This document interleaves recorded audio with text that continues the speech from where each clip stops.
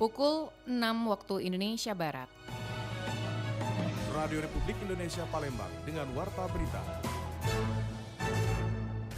Taman Kota Pangkalan Balai menjadi pilihan favorit warga setempat untuk berwisata pada libur Natal dan menjelang Tahun Baru.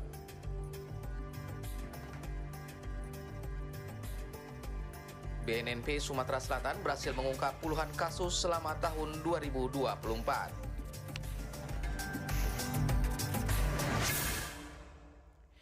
Itulah di antara informasi yang kami hadirkan pagi ini, Kamis 26 Desember 2024 yang dihimpun tim redaksi RRI Palembang. Bersama saya Dela Wawi, inilah Warta Berita selengkapnya.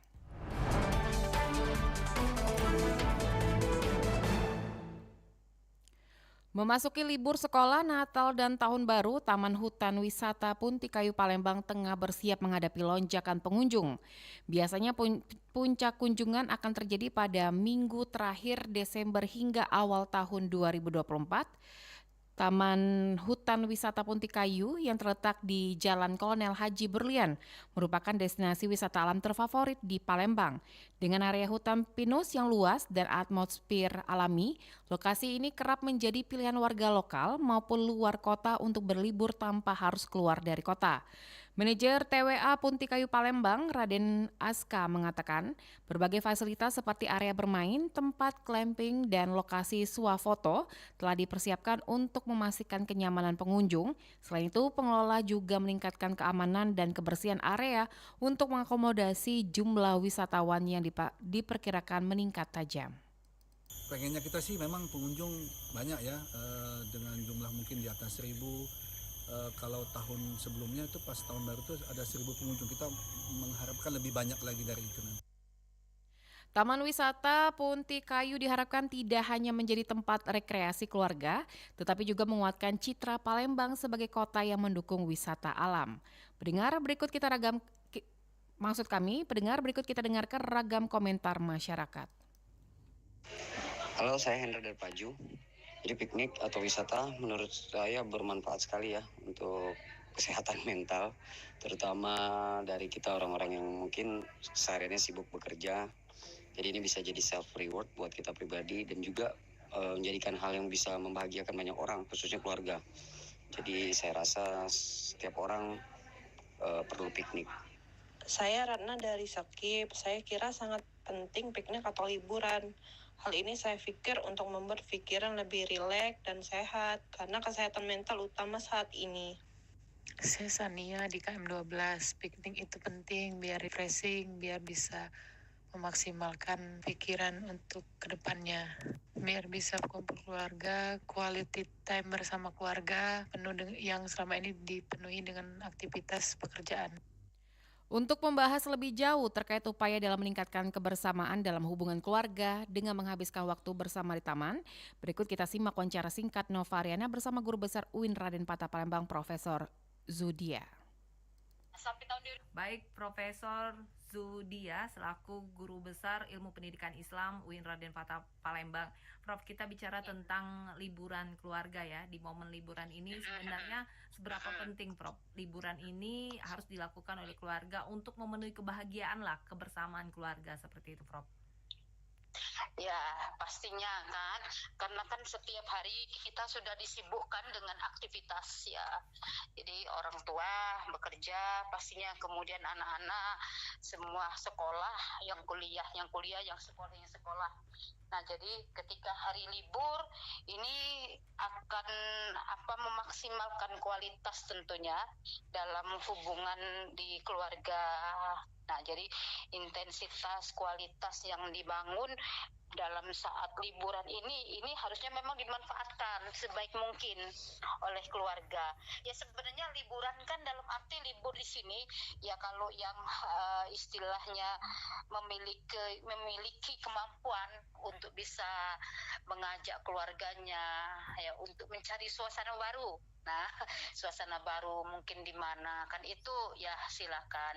Tapi kalaupun tidak memungkinkan kan toh berkumpul keluarga yang kalau kalau tidak libur kan itu kan karena aktivitas sendiri-sendiri.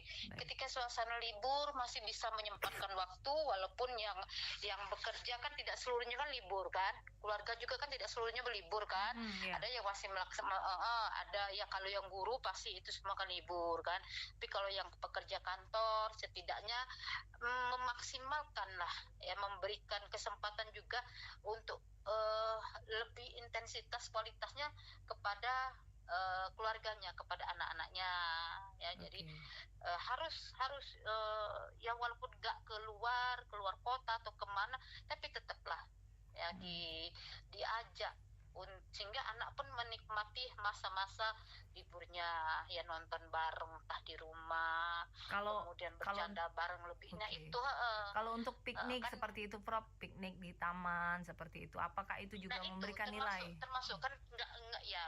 Tadi saya bilang bahwa tidak juga ya kalau dia berkemampuan malahan haruslah keluar kota kan, itu kan jarang-jarang kan, mungkin kan ketika libur ini ambil cuti setidaknya orang tua.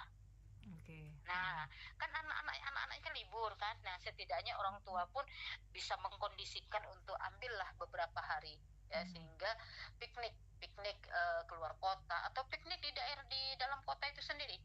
Di piknik dalam kota kan toh, di piknik dalam arti piknik itu kan menikmati suasana tempat di mana itu memberikan suasana nyaman ya, memberikan suasana yang berbeda dari rumah.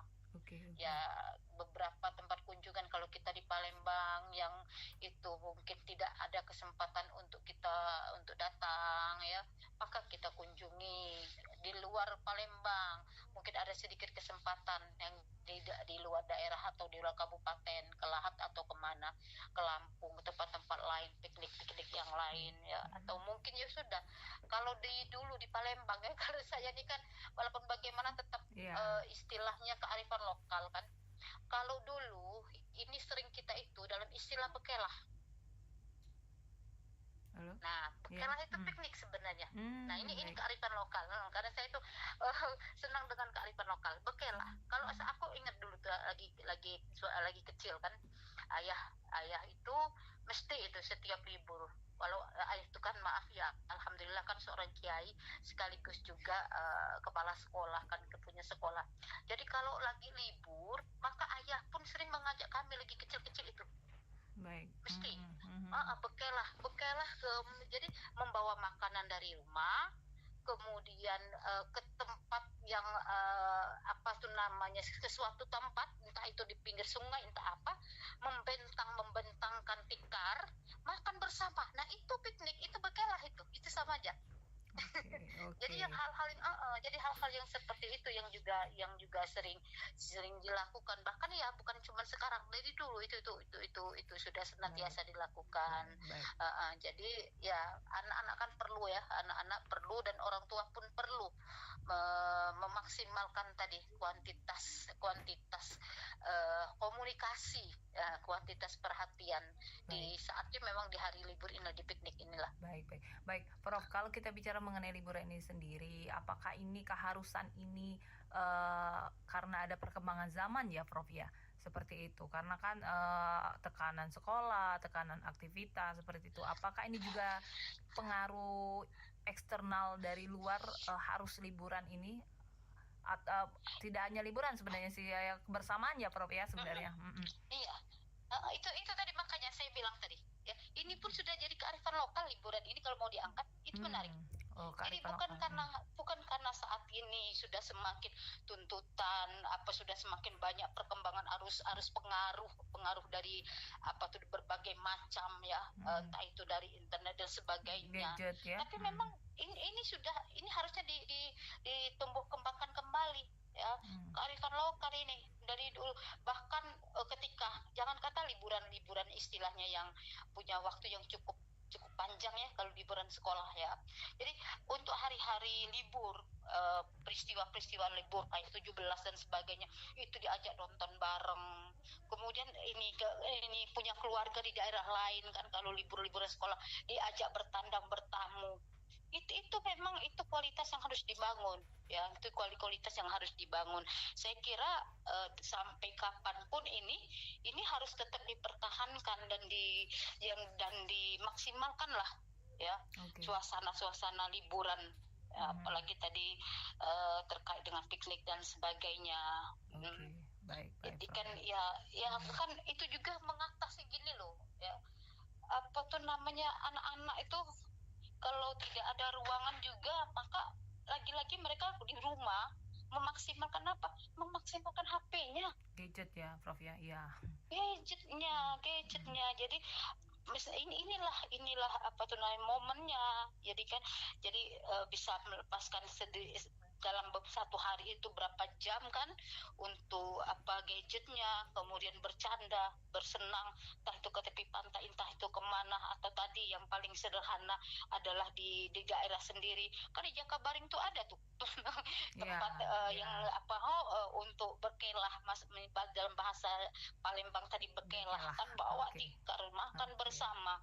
Hari ini, besok nanti mungkin yang hobi nonton lah diajak mungkin kemana, atau duduk di kambang iwak. Itu kan hal-hal yang juga bersifat menyenangkan. Ruwihu qulubakum sa'atan fasa'atan. Jadi itu kan senangkan hati kamu itu sekali-sekali. Jadi dalam istilah tadabbur alam. Nah, ini juga ajaran Islam. Jadi piknik itu istilahnya kalau dari sudut pandang kearifan lokal adalah bekerah. Kalau dari sudut pandang Islam, perspektif Islam itu adalah tadabbur alam. Ya, tadabbur alam. Jadi kita belajar bagaimana menyenangkan, kemudian belajar untuk berpikir bagaimana menikmati alam. Ya, itu kan melihat pemandangan luas, itu kan namanya tadabbur alam, sehingga akan menambah kekuatan tidak hanya keyakinan, keimanan kita tapi tadi ruh kebersamaan, kecintaan kepada keluarga itu akan semakin terasa. Itu apa tuh manfaatnya. Baik Prof. Jadi intinya kebersamaan yang memang diharuskan untuk saat ini ya Prof ya, di tengah era globalisasi yang semakin berkembang saat ini ya Prof ya. Benar. Baik Prof Zuhdia, terima kasih Prof untuk RRI. Ya. Sama-sama.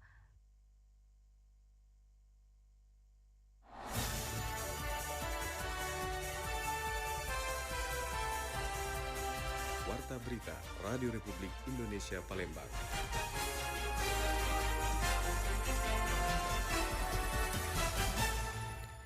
BNNP Sumsel berhasil ungkap puluhan kasus selama tahun 2024. Kepala Badan Narkotika Nasional Provinsi BNNP Sumatera Selatan, Brigjen Pol Tri Julianto, memaparkan hasil penanggulangan peredaran narkoba sepanjang tahun 2024. Meskipun jumlah kasus yang diungkap lebih sedikit dibandingkan tahun sebelumnya, BNNP Sumsel menilai keberhasilan terbesar mereka tahun ini yaitu terletak pada upaya rehabilitasi pecandu narkoba. Menurut Julianto, sepanjang 2024, BNNP Sumsel berhasil mengungkap 17 laporan kasus dengan 18 tersangka. Dalam pengungkapan ini, sejumlah barang bukti yang diamankan dan dimusnahkan antara lain 29,9 kg sabu, 14 butir pil ekstasi, 25 gram ganja sintesis, dan 49,5 kg ganja kering.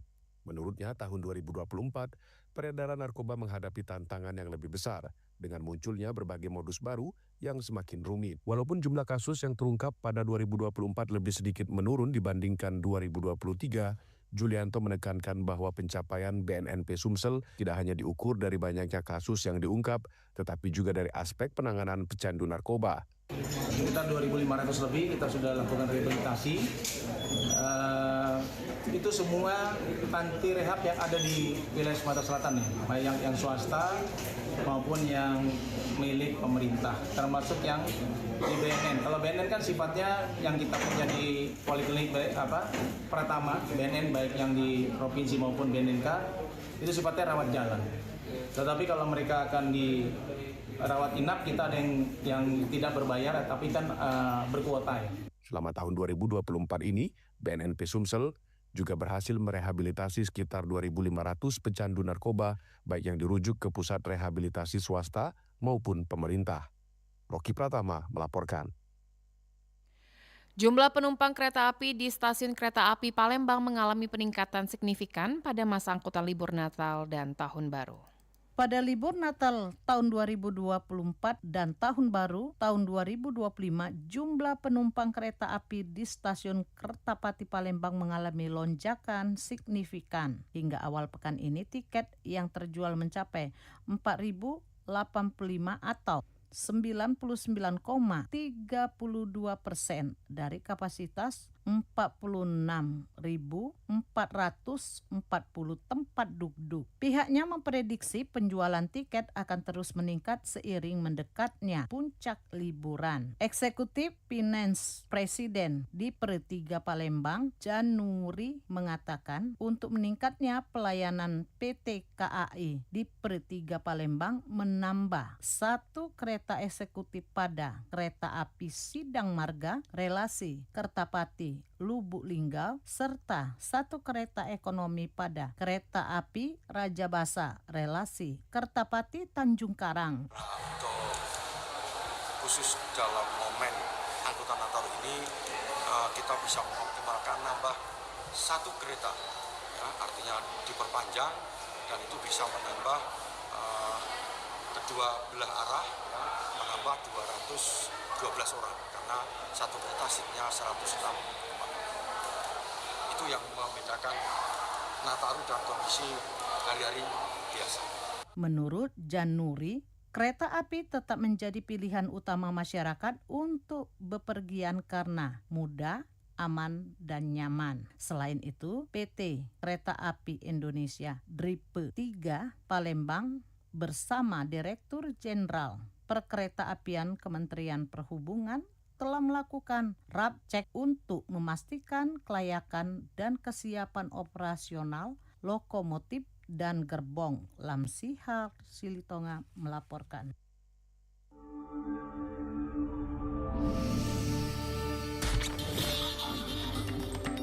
Berita Daerah Radio Republik Indonesia Palembang.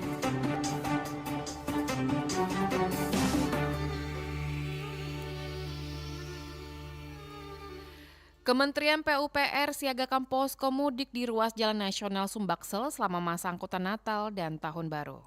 Kementerian PUPR menyiapkan posko siaga Nataru di sepanjang ruas Jalan Nasional pada masa angkutan Natal dan Tahun Baru 2025. Salah satu posko yang disiapkan berada pada ruas alternatif Jalan Lintas Sumatera dari Oku menuju Lampung. PPK 2.2 Balai Besar Pelaksana Jalan Nasional Sumatera Selatan, Apriana Dwi Putri Apriyadi mengungkapkan, posko siaga ditempatkan pada ruas Sugiwaras Batu Raja yang dapat dimanfaatkan pengendara yang ingin beristirahat sebelum melanjutkan perjalanan. Apriana mengatakan posko yang disediakan dilengkapi fasilitas musola, toilet, air minum, dan sofa. Sejumlah fasilitas itu diharapkan dapat memberikan kenyamanan bagi pemudik yang singgah sehingga lebih segar untuk kembali melanjutkan perjalanan.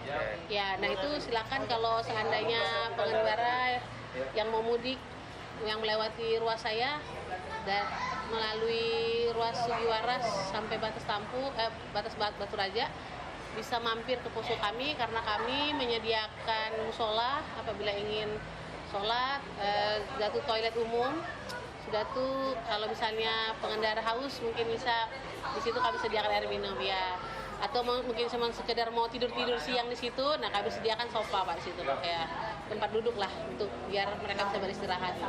Selain menyediakan fasilitas untuk pemudik pada posko siaga Nataru, Kementerian PUPR juga menyiagakan material dan alat berat berikut petugas yang dapat diturunkan sewaktu-waktu bila terjadi bencana seperti banjir dan longsor.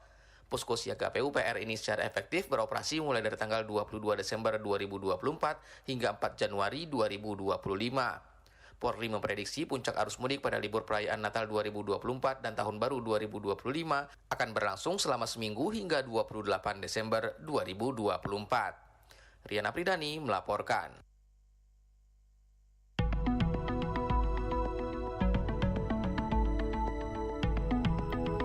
Sekian warta berita produksi Radio Republik Indonesia Palembang. Sebelum berpisah, kami sampaikan kembali topik berita aktual pagi ini, diantaranya Taman Kota Pangkalan Balai menjadi pilihan favorit warga setempat untuk berwisata pada libur Natal dan menjelang Tahun Baru. BNNP Sumsel berhasil ungkap puluhan kasus selama tahun 2024. Mewakili kerabat kerja yang bertugas, saya Dela Wawi undur diri dan sampai jumpa.